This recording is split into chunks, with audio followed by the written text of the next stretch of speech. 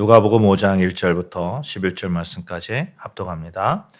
무리가 몰려와서 하나님의 말씀을 들을새 게네사렛 호숫가에 서서 호숫가에 배 두 척이 있는 것을 보시니 어부들은 배에서 나와서 그물을 씻는지라.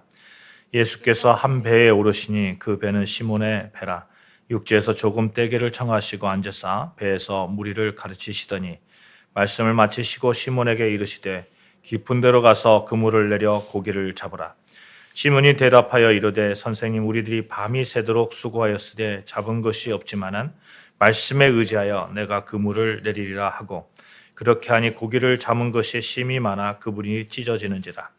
이에 다른 배에 있는 동무들에게 손짓하여 와서 도와달라 하니 그들이 와서 두 배의 체험에 잠기게 되었더라. 시몬 베드로가 이를 보고 예수의 무릎 아래에 엎드려 이르되 주여, 나를 떠나소서, 나는 죄인이로소이다 하니, 이는 자기 및 자기와 함께 있는 모든 사람이 고기 잡힌 것으로 말미암아 놀라고 세베대의 아들로서 시몬의 동업자인 야고보와 요한도 놀랐습니다. 예수께서 시몬에게 이르시되 무서워 말라, 이제후로는 내가 사람을 취하리라 하시니 그들이 배들을 육지에 대고 모든 것을 버려두고 예수를 따르니라. 아멘. 요한복음 15장에 보시면 예수님께서 이렇게 말씀하시죠. 나를 떠나서는 너희가 아무것도 할 수 없느니라. 이 말씀을 바꾸어 보면 그리스도 예수 안에 있으면 우리는 무엇이든지 할 수 있다라는 그런 말씀이 될 것입니다. 사도 바울은 그의 사역 가운데 깨달은 것이 있습니다. 정말 예수님 안에 있으면 모든 것을 할 수 있구나. 예수님이 없다면 나는 아무것도 할 수 없구나. 그래서 사도 바울이 이렇게 고백을 하죠. 내게 능력 주시는 자 안에서 내가 모든 것을 할 수 있느니라. 여러분, 우리의 삶은 어떻습니까? 찬송가 289장 가사에 보면 주 예수 내 맘에 들어와 계신 후 변하여 새 사람 되고 내가 늘 바라던 참 빛을 찾음도 주 예수 내 맘에 오심이라는 가사가 있어요. 주 예수 내 맘에 들어와 계신 후 변하여 새 사람 되었다고. 이제는 예수님 안에서 무엇이든지 할 수 있는 자로 서게 되었다고. 예수님을 만남으로 어둠을 떠나 빛 가운데 거하게 되고 할 수 없는 자에서 할 수 있는 자로 변화되었고, 그렇게 완전하게 새로운 사람으로 변화되었다는 고백의 찬양이 되는 것입니다. 사랑하는 여러분, 우리는 예수님으로 인해서 완전하게 새 사람으로 변화되었음을 믿습니다. 죄의 종에서 의의 종으로 변화되었음을 믿습니다. 사망에서 생명으로 옮겨졌음을 믿습니다. 이제는 의미 있는 삶을 살아가고 있음을 믿습니다. 우리 이렇게 인사하십시다. 예수님이 살 길입니다. 시작. 예수님이 살 길입니다. 예수님이 변화시켰습니다. 시작.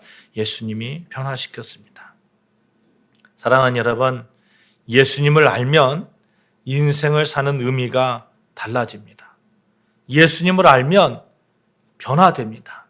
예수님을 알면 살 길이 열립니다. 요즘 우리나라에 대한 그 기도가 정말 많이 필요한 그런 시기를 우리가 지나고 있습니다.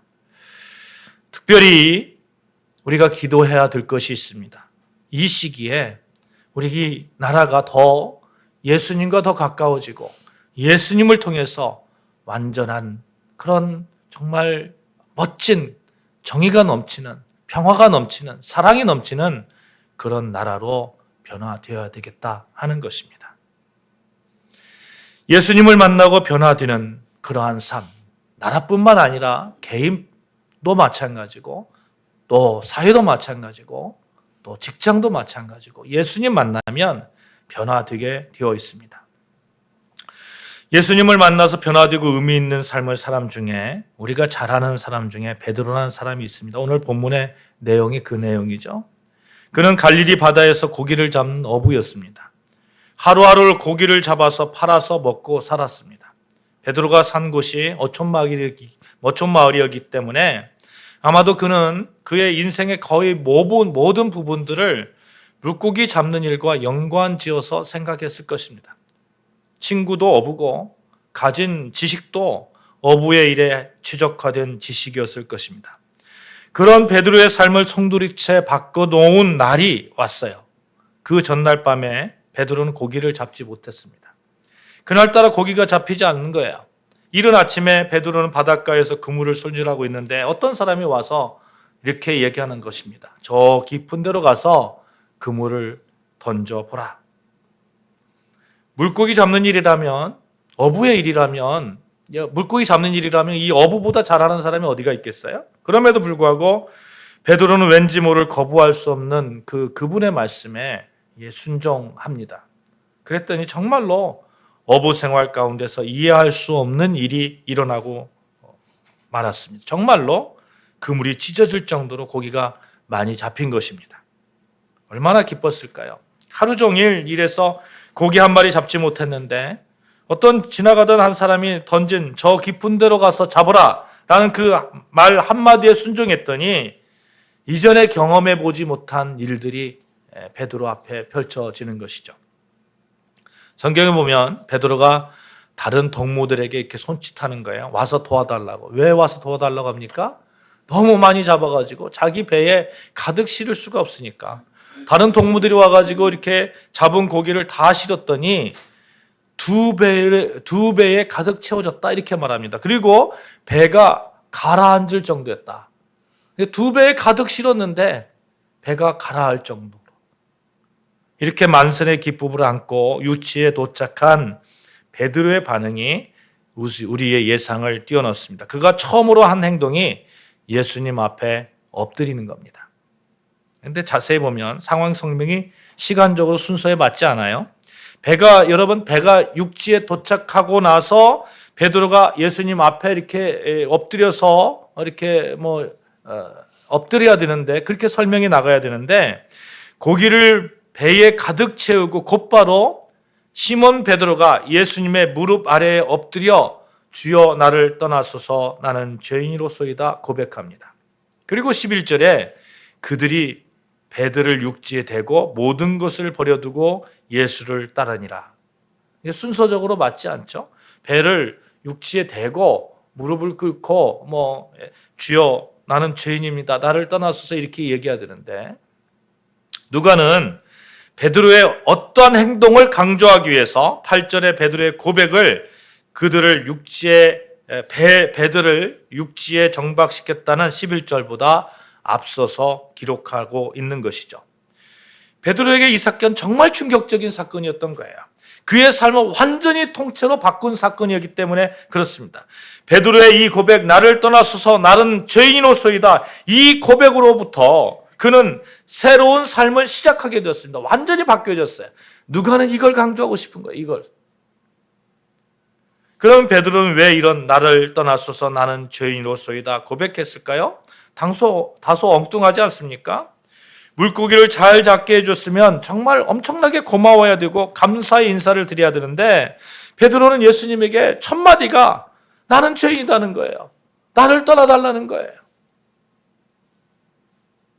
베드로는 예수님의 가르치심과 기적을 체험하면서 예수님은 거룩하신 분이고 자기 자신은 하나님 앞에 부끄러운 죄인임을 분명하게 깨달은 겁니다.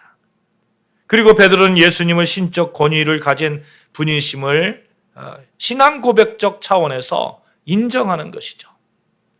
예수님에 대해서 기적을 체험하기 전에는 선생님이라고 호칭을 하는 거죠. 베드로가 선생님 이렇게 호칭하다가 기적을 체험하고 나서는 주님으로 예수님을 영접하게 되는 겁니다. 바로 고기를 잡기 직전 예수님의 명령을 따르겠다고 말을 할 때에 선생님이라고 그랬잖아요. 선생님이라고. 그런데 베드로가 이런 기적을 체험하고 나서 예수님을 향해서 퀴리에 주님으로 부르는 거예요.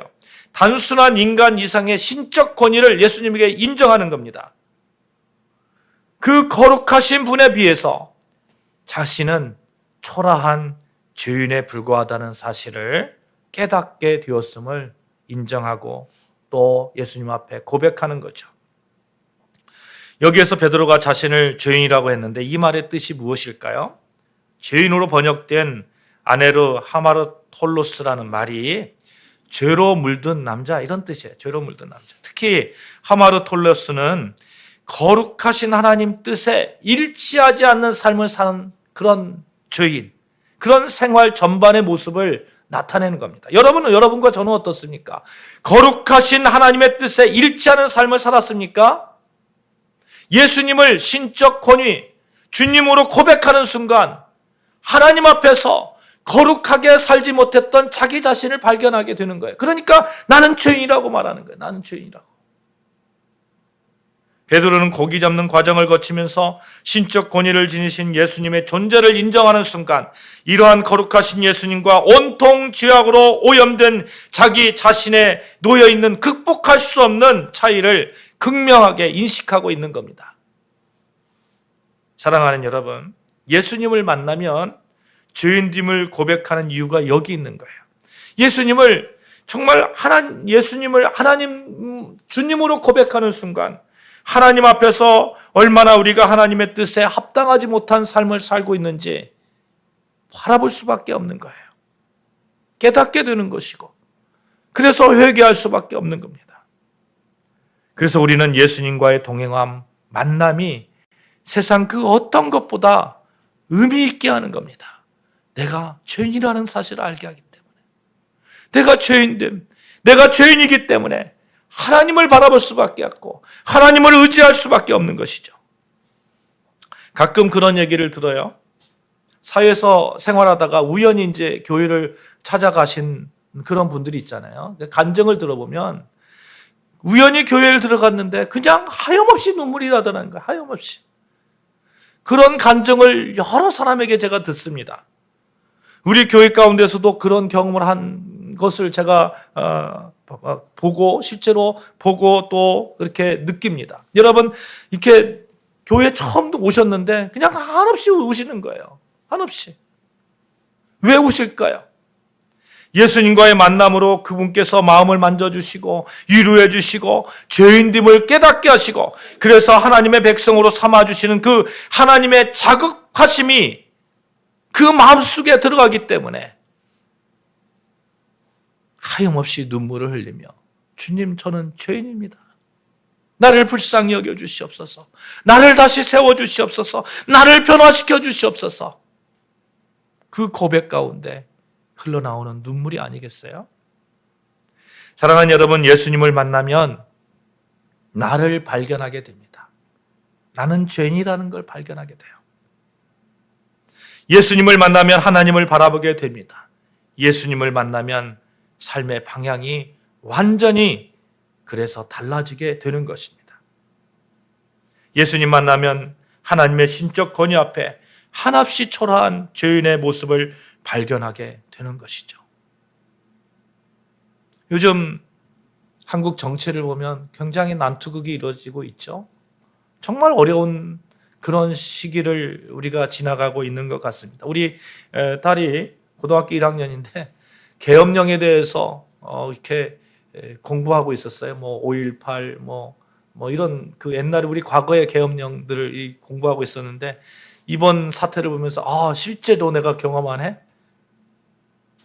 어려운 시기를 지나고 있습니다. 이러한 때에 여러분, 서로가 잘났다고 말하는 것이 아니라 서로가 죄인됨을 고백하는 그러한 귀한, 그런 하나님의 백성의 나라가 되어지기를 소망합니다. 베드로를 보십시오. 베드로가 어떻게 했습니까? 주님, 저를 떠나 주시옵소서. 저는 죄인입니다. 이 베드로의 고백에 대해서 예수님께서 말씀하시죠. 나를 따라오너라. 내가 너로 사람을 낚는 어부가 되게 하리라. 베드로는 그 길로 배와 그물을 버려두고 예수 그리스도를 쫓았습니다. 예수 그리스도를 알기 전에는 베드로는 고기 낚는 어부였어요. 근데 이제 그는 사람을 낚는 어부, 다시 말씀드리면 사람을 살리는 사람으로, 생명을 주는 사람으로 완전히 바뀌어지게 된 거예요. 사람을 낚는 자, 예수 복음을 통해서 사람을 살리는 자의 삶을 살게 되었습니다. 그는 삶의 의미를 찾게 되었고 그 가운데 의미 있는 삶을 살게 되었습니다. 베드로가 후에 이렇게 고백하죠. 요한복음 6장 6에 보시면 시몬 베드로가 대답하되 주여, 영생의 말씀이 주께 있사오니 우리가 누구에게 가오리이까? 우리가 주는 하나님의 거룩하신 자이신 줄로 믿고 알았사옵나이다. 또 이렇게 고백합니다. 주님은 그리스도시요 살아계신 하나님의 아들이십니다. 예수 그리스도를 만나기 전에 어부의 삶이 가치 없다는 그런 말씀이 아니에요. 충분히 그 삶도 가치 있습니다. 그런데 베드로는 예수 그리스도를 만나고 나서 분명하게 하나님을 알게 되었고 하나님 앞에서 자신이 죄인이라는 걸 알게 되었고 그래서 어떻게 사는 것이 의미 있는 삶인지를 다시 찾게 되었고 예수 그리스도로 말미암아 완전히 변화된 목표를 가지게 되었다는 겁니다. 그의 생각이 바뀌었고 삶의 목표가 바뀌었고 변화된 가치를 추구하게 되었습니다. 그 가운데 베드로는 이루 말할 수 없는 의미의 조각들로 뭉쳐진 삶을 살게 되었던 것이죠. 여러분, 우리도 마찬가지입니다. 우리도 예수님을 통해서 정말 우리 삶의 조각조각들이 의미 있는 그런 조각들로 뭉쳐져서 그렇게 멋진 삶의 그런 모습으로 우리가 나아가야 되지 않겠습니까? 사랑하는 여러분, 우리 삶에서 가장 중요한 것은 어떤 목표를 가지고 사느냐 하는 것일 거예요. 그리고 그 목표가 참으로 가치 있고 의미가 있느냐 없느냐 하는 것일 것입니다. 이것보다 더 중요한 게 어디가 있겠어요? 의미를 가진다는 거 너무 중요합니다. 그것이 있을 때 살아낼 수 있기 때문에 그렇습니다. 빅터 프랭클이라는 분이 계세요. 이분이 아우슈비츠 에서 살아난 그런 사람이거든요. 전쟁이 끝난 후에 석방된 그에게 사람들이 어떻게 해서 그 지옥 같은 곳에서 살아날 수 있었는가 하고 물었습니다. 그는 이렇게 대답하는 거예요. 어떤 마음 자세를 갖는가는 내 선택에 달린 일임을 난 항상 기억하고 있었습니다. 난 절망을 선택할 수도 있고 희망 쪽을 선택할 수도 있었습니다. 하지만 희망을 선택하기 위해선 내가 간절히 원하는 어떤 것에 정신을 집중할 필요가 있었습니다. 니체의 말을 인용해서 이렇게 얘기하는 거예요. 살아야 할 이유를 아는 사람은 어떠한 상태도 견뎌낼 수 있습니다. 살아야 할 이유, 의미를 아는 사람, 목표가 있는 사람. 사랑하는 여러분, 예수 그리스도로 말미암아 살아야 할 분명한 이유를 발견하시기를 주님의 이름으로 축원합니다. 아멘. 예수 그리스도로 말미암아 가치 있고 의미 있는 풍성한 삶을 살아내시기를 축복합니다. 예수님과 함께하면 됩니다. 예수님 만나면 돼요. 그분과 함께하면 내가 하나님 앞에서 한없이 죄인됨을 알게 되고 그 겸손으로 하나님께서 이 땅에 보내신 소명을 넉넉하게 감당할 수 있는 거예요. 사람들이 왜 싸웁니까? 겸손함이 없기 때문에 그래요. 내가 옳다는 거예요. 나만 옳다는 거예요. 나만 옳다고 하는 순간 다른 사람은 적이 되는 겁니다. 예수님 앞에서 한없이 겸손해져서 사람을 살리는 자, 사람을 세우는 자, 우리가 되어야 되지 않겠습니까? 또 예수님을 만나면 말이죠. 이 삶의 의미, 가치, 목표가 바뀔 뿐만 아니라 정말로 행복한 삶을 우리가 살아갈 수 있습니다. 진정한 행복을 이렇게 찾게 되기 때문에 그렇죠. 누가복음 19장에 보면 삭개오라는 사람이 나옵니다. 별명이 난쟁이죠. 키가 좀 작았던 것 같아요. 그런데 그는 좀 동네에서 세무소장 정도 되는 그런 사람이었습니다. 거기는 삭개오가 살았던 곳은 향재료가 생산되는 곳이었기 때문에 이 세 수입이 굉장히 좀 많았어요. 지금도 세무공무원 어떻습니까? 좀 괜찮잖아요. 괜찮은 직업이잖아요. 근데 일제시대 때 세무공무원 어땠습니까? 일본의 그 앞잡이 노릇을 하면서 사람들이 무서워하면서 속으로는 비웃고 멸시하는 그런 존재였어요. 당시 이스라엘은 어떤 상태였어요? 유대민족은 로마의 그런 속국이었습니다. 그러니까 이스라엘 사람들 이 로마의 속국에서 세무공무원을 하고 있으니까 이 삭개오는 존경의 대상은 아니었던 거죠. 존경의 대상은. 돈은 많이 벌었어요. 재벌은 아니지만 아쉬울 것이 없는 사람이었습니다. 그에게는 가정도 있었습니다. 그러면 돈 많고 가정도 있고 그러면 행복해야 되잖아요. 그런데 그런 행복할 수 없었어요. 오히려 세상 사람들에게 따돌림 당하고 유혹기가 한이 없는 그런 사람이었습니다.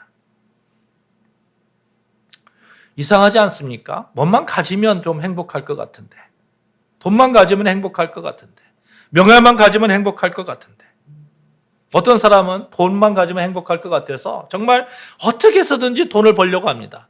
매국노가 됐던 욕을 먹던 상관이 없어요. 막 돈 벌려고 하는 거예요. 또 어떤 사람은 명예를 가지려고 합니다. 이 삭개오는 세무 공무원을 통해서 정말 돈을 많이 벌어서 남을 도와줄 줄도 모르고 또 행포를 부리고 불행한 삶을 산 사람이죠. 그래서 사람들이 그를 부를 때 뭐라고 부르냐면 죄인이라 이렇게 불렀어요. 죄인이라고. 사람들이 죄인이라고 부르면 그 사람하고 같이 어울릴까요? 저 사람이 죄인이라고 말하면서 알고 있으면 절대 어울리지 않습니다. 그러면 삭개오는 어떤 사람이에요? 굉장히 의롭고 불행한 삶을 사는 사람이잖아요. 언제나 이롭고 함께 앉지도 않고 동행하지도 않고 그렇게 돈은 많아도 지위가 있어도 삭개오에게 인사도 하지 않고 그런데 어느 날 삭개오는 이상한 소문을 듣습니다. 예수님이라는 분이 이 동네를 지나간다는 거예요. 소문을 들어서 알고 있을 거 아니에요. 예수님이 어떤 분인지. 그래서 어떻게 해서든지 예수님을 만나보고 싶은 거예요. 궁리를 했어요. 어떻게 예수님을 만날까? 지금 예수님을 보지 못하면 내 인생은 더 불행해질 수도 있을 것 같은데. 그래서 삭개오가 이 나무 위에 올라가는 거 아닙니까? 군중들이 많은 가운데서 죄인이 군중들 틈을 팍 빼치고 뚫고 들어가가지고 사람들이 문 열어주겠어요? 나무 위에 올라간 삭개오, 예수님이 보이기 시작하는 것이죠. 예수님의 인자함, 사랑 충만하심, 온유함, 겸손함. 근데 예수님이 길을 지나가다가 삭개오가 숨어서 쳐다보는 뽕나무 아래에 오시더니 갑자기 나무 위를 쳐다보시면서 삭개오야 내려오라. 내가 오늘 밤 너희 집에서 유하여야겠다. 말씀하십니다. 예수님이 삭개오가 어떤 사람이라는 거 모를까요? 예수님은 신적 권위를 가지고 계신 분이잖아요. 죄인이에요. 죄인인데 삭개오야 내려오라. 내가 오늘 너희 집에서 같이 함께 하겠다. 사람들은 다 삭개오를 멀리하는데 예수님께서 찾아오시는 거예요. 죄인에게 찾아오시는 거예요. 여러분, 우리가 내가 죄인이라고 고백하는 순간 예수님은 나를 찾아오시는 겁니다. 기독교는 죄인들이 하나님을 찾아가는 것이 아니라 거룩하시고 사랑에 많으신 하나님께서 나를 찾아와 주시는 그런 종교예요. 오늘 이 시간도 여러분들이 거저 오신 것처럼 보이지만 여러분들을 만나 주시려고 하나님께서 오늘 이곳에 불러주신 것입니다. 여러분, 삭개오가 들은 그 음성 듣기를 원합니다. 삭개오야 내려오너라. 내가 오늘 너희 집에서 유하여야 하겠구나. 삭개오는 너무 기뻤죠? 그는 뽕나무 위에서 벌쩍 뛰어내려서 예수님을 자기 집으로 영접했습니다. 지금까지 쌓였던 외로움, 소외감, 고독감, 무거운 짐들. 당시 예수님은 스타잖아요, 스타. 스타가 죄인된 그런 사람처럼 사람들이 막 인식하고 자기를 공격하고 자기도 그렇게 막 주눅 들어 있는 그런 모습이었는데 자기 집에서 자겠다는 거예요. 자기 집에서 유하겠다는 거예요. 이제는 사람들이 뭐라고 해도 괜찮습니다. 전에처럼 재물이 중요하지도 않은 거예요. 왜냐하면 주님을 만난 행복이 있기 때문에 그렇습니다. 주님이 인정해 주셨기 때문에. 수고하고 무거운 짐진 자들아 다 내게로 오라. 내가 너희를 쉬게 하리라. 여러분, 우리 예수님 만나면 예수님께서 정말 우리의 수고와 무거운 짐들 다 내려놓게 하시고 불행에서 행복으로 변화시켜 주실 줄 믿습니다. 아멘. 다 내게로 오라. 죄인도 내게로 오라. 불쌍한 자도 내게로 오라. 고아도 내게로 오라. 예수님께서 말씀하시는 것이죠. 이러한 예수님의 그 찾아오심 가운데 삭개오가 어떻게 합니까? 삭개오가 자기가 가지고 있는 것들 다 내어놓고 반절을 내어놓겠다고 하죠. 그리고 혹시라도 자기가 막 뺏은 것이 있다면 배로 갚겠다고 하죠. 삭개오는 완전히 변화되어서 행복한 그런 삶을 예수님을 통해서 가지게 되었던 것이죠. 사랑하는 여러분, 정말 그렇습니다. 예수님은 우리에게 생명을 주시고 더 풍성한 삶을 주시려고 오셨습니다. 죄인된 자들에게 오셨습니다. 예수님을 붙들면 되는 것이죠. 예수님 붙들면 살아날 수 있습니다. 삭개오가 그렇게 내 소유의 절반을 가난한 자들에게 주겠사오며 만일 누구의 것을 속여 빼앗은 일이 있으면 내가 갑절이나 갚겠나이다. 이 고백 가운데 예수님께서 이렇게 즉각적으로 말씀하시죠. 예수께서 이르시되 오늘 구원이 이 집에 이르렀으니 이 사람도 아브라함의 자손이로다. 인자가 온 것은 잃어버린 자를 찾아 구원하려 함이라. 보십시오. 무엇이라고 말씀합니까? 이 사람도. 이 뜻이 뭐예요? 이 사람은 원래 구원받을 사람이 아니라는 거예요. 잃어버린 자라는 거예요. 잃어버린 자. 아브라함의 자손이 될 수 없는 자예요. 그럼에도 불구하고 예수께서 오셔서 잃어버린 자를 찾아주셔서 하나님의 백성 삼아주시고 인자가 온 것은 잃어버린 자를 찾아 구원하려 함이라. 사랑하는 여러분, 예수님 그분을 보십시오. 그러면 우리는 삽니다. 예수님 보면 우리나라 삽니다. 다시 일어설 수 있습니다.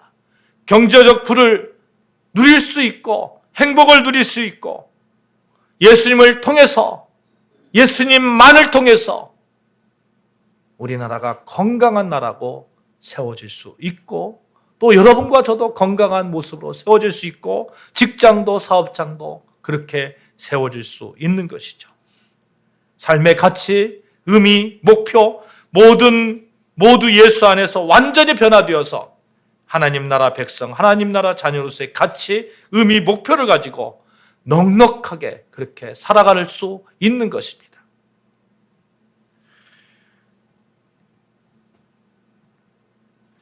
우리나라가 이제 예수님을 바라보는 사람들이 넘쳐나기를, 그래서 정말 건강한 나라로 세워지기를 소망합니다. 아멘. 대강절 기간입니다. 베드로에게 찾아오신 예수님, 삭개오를 만나주셨던 예수님, 이제는 내게 와서 나를 만나주실 것입니다. 생텍쥐페리 있죠? 이 생텍쥐페리가 쓴 어린 왕자의 여우와 어린 왕자가 만나는데 여우가 이렇게 얘기합니다.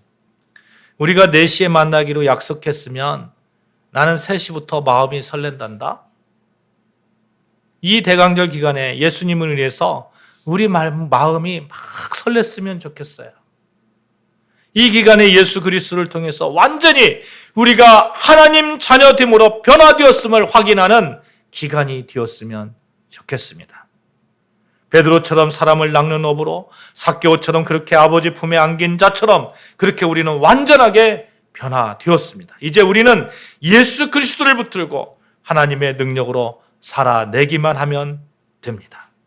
대강절 기간 예수 그리스도의 능력 안에, 예수 그리스도의 빛 안에 우리가 바로 서기를 소망하면서 예수님이 나를 살린다고, 예수님이 우리 나라를 살린다는 그 고백 가운데 우리가 넉넉하게 예수님을 바라보면서 예수님 품 안에서 살아나시기를 주님의 이름으로 축복합니다. 아멘. 기도하시겠습니다.